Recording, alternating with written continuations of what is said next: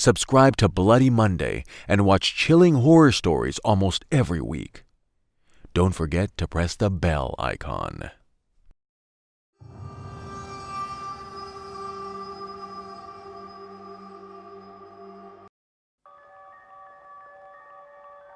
Dan Torrance, the same Danny who had suffered a horrific incident at the Overlook Hotel in his childhood, was still not completely over it.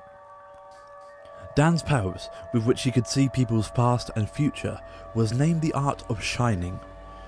Dan discovered there were other people who possessed the power of shining, and called themselves shiners. He worked in a hospital where he used his powers to comfort the people who were about to die. People called him Dr. Sleep. He was fed up of this, as his mind remained full of people's pain from the past and misery of their future. This forced him to engage heavily in alcohol and smoking, so he could block out all the negative thoughts. One day, he met a girl named Abra. Abra also possessed the power of shining, and she believed it to be some kind of magic. Dan explained to her that it's no magic, and that these powers are called shining. A few people in the world are gifted with this special power. Dan told her that he knew 2 to 3 other people apart from him who possessed the power of shining, but all of them are now dead. All of the people with the power of the shining that Dan knew were murdered. There was a group named True Knot Club, formed by a group of shiners who tortured and killed other shiners. When one shiner is tortured and then burnt to death, a steam is supposed to come out of their body.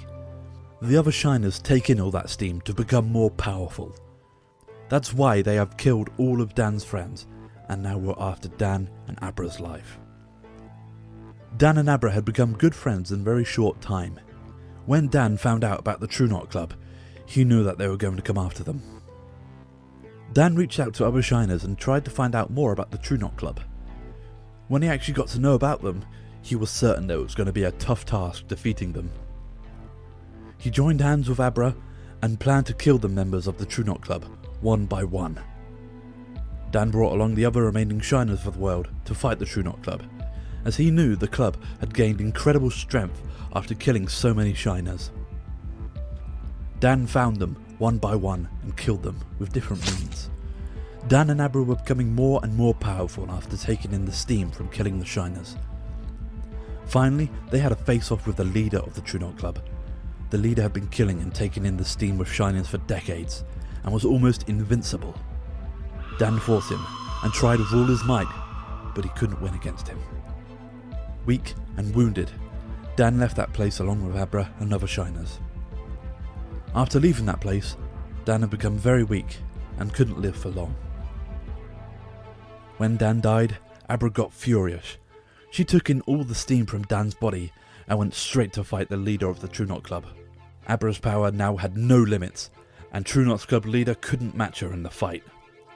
With Abra's every strike on the leader, a steam would come out from his body. Soon all the steam that came out of the leader's body formed into the ghosts of every shiner he had ever killed. There was no controlling these ghosts, and they soon avenged their death by killing the leader. Abra had given everything she had. She couldn't save Dan, but she brought an end to the entire True Knot Club, which meant that all the remaining shiners of the world were now safe.